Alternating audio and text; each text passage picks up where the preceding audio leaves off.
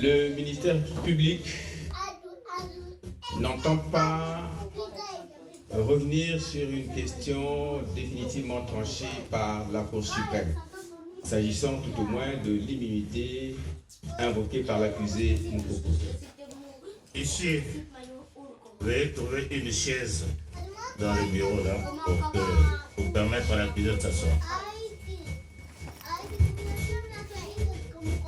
Le ministère public ne l'entend pas simplement parce que il est de principe acquis, suffisamment acquis d'ailleurs, que les juridictions de degré inférieur n'ont pas une autorité sur les décisions rendues par les juridictions de degré supérieur. Pour que nous le sachions. La Cour suprême a rendu une décision. Tous les juges du fond sont tenus au respect de cette décision. Et la Cour criminelle dont vous présidez les destinées est une juridiction, n'est même pas le lieu actuellement pour traiter de cette question d'immunité. Il ne s'agit pas d'une question, plutôt d'une procédure qui vous a été soumise par votre flagrance, où on pouvait se permettre certaines choses. C'est un dossier d'instruction. Ces faits qui relèvent de l'immunité auraient pu être invoqués depuis même l'enquête préliminaire. Il aurait pu l'accuser. Depuis l'enquête préliminaire, non. Je dispose donc d'une immunité de poursuite.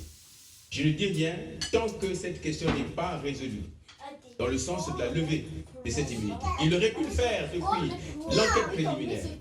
Il aurait pu le faire à un moment donné, depuis, mais c'est vers la fin que l'accusé se ravisant se dit « Ah, écoutez, j'ai pourtant fait mes déclarations au niveau de l'enquête préliminaire, je les ai faites au niveau du juge d'instruction, mais pourquoi je dois continuer à le faire alors que je dispose d'une immunité de poursuite ?» Il aurait pu le faire depuis, mais quoi qu'il en soit, il ne vous appartient pas, Cour criminelle, en l'étape actuelle du dossier, de traiter de la question de l'immunité de poursuite qui a été déjà définitivement tranchée par la Cour suprême. Et puis, nous avons une démarche lorsqu'on est en cour criminelle. Autant l'accusé a voulu se mettre derrière son immunité, refusant donc de donner à la Cour, se refusant ou donnant l'aspect, l'idée à la Cour de ne pas vouloir s'exprimer sur les questions qui lui sont posées et qui vont lui être posées, autant dans la réponse à la question que vous lui demandez, que vous lui posez, de savoir s'il reconnaît oui ou non les faits, il est allé au développement des questions tenant au fond. Ça veut dire que par là, il met déjà en cause le principe que, bon, mon immunité tombe, et je continue, je vais donc m'exprimer sur le fond. Il l'a fait, et il faut bien que nous revenions sur la procédure. Le débat au fond va l'être, mais entre-temps, observons les questions de procédure, après que vous ayez interrogé l'accusé Moukoko. Il faut bien que nous allions d'abord à des questions qui tiennent à l'enquête de moralité devant votre bar, avant que nous n'allions directement à des questions de fond telles que l'accusé les a engagées.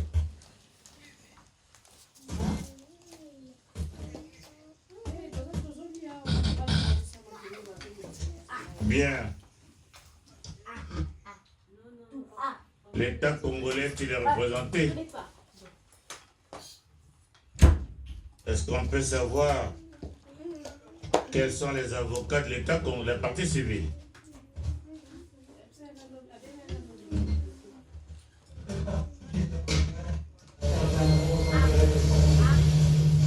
Maître de Villers.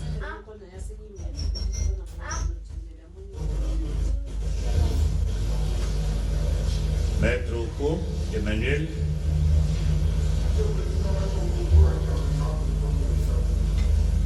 Maître Coco.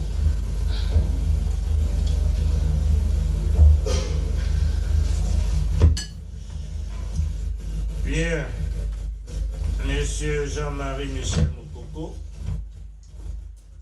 nous sommes dans les provinces des zones, bien que Vous venez de faire une déclaration, mais cela n'empêche pas la Cour de savoir qui est M. Jean-Michel Moukoko. C'est-à-dire connaître la personnalité de M. Jean-Marie Michel Moukoko.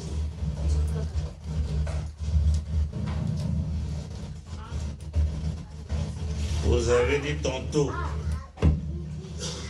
que vous êtes né à Mosaka le 19 mars 1947, fils de Moukoko Jean-Marie Feu et de Ongania Louise. Vous êtes militaire, général de division, actuellement en disponibilité, marié, père de 6 enfants, jamais été condamné ni poursuivi en justice, domicilié à l'impasse de la musique tambourinée au centre-ville de Brazzaville.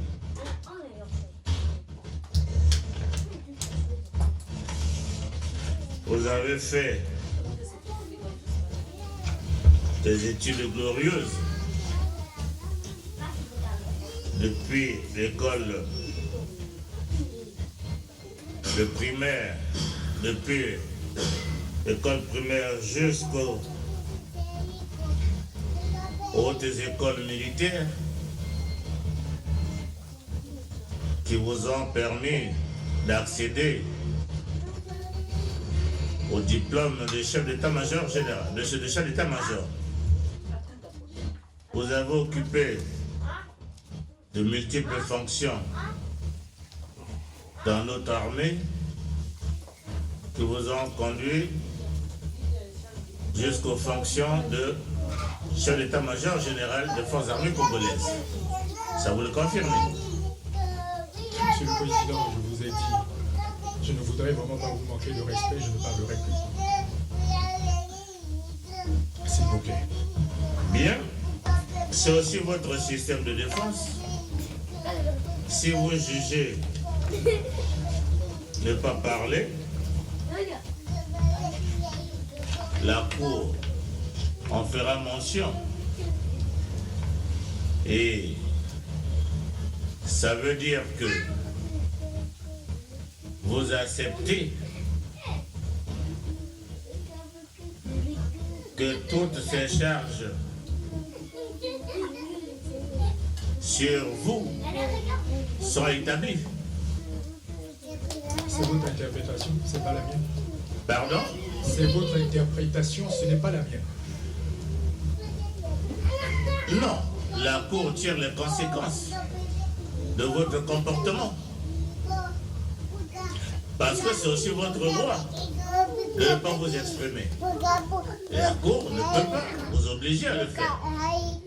Mais néanmoins, le fait d'être accusé et de comparaître et de refuser de parler devant la Cour, ça s'apparente aussi, comment je peux qualifier, à un outrage. Parce que là, vous outragez la Cour. Nous avons un dossier. Dans ce dossier, il y a des pièces que nous avons examinées. Ça veut dire que vous les acceptez. Au lieu d'apporter le débat contradictoire. Ce n'est pas mon interprétation. Mais alors, parce que la Cour ne peut pas être à votre remarque, monsieur Jean-Marie Michel Moukoko, avec tout le respect que la Cour vous doit. Ah, mais moi, je vous dois aussi beaucoup de respect. Jamais je vous demanderai d'être à ma remarque. Voilà. Je constate un certain nombre de choses et qui ne sont pas de nature à faire que j'ai confiance. C'est tout. Bon, ceci étant, la Cour va procéder à l'examen des pièces du dossier et en tirer les conséquences.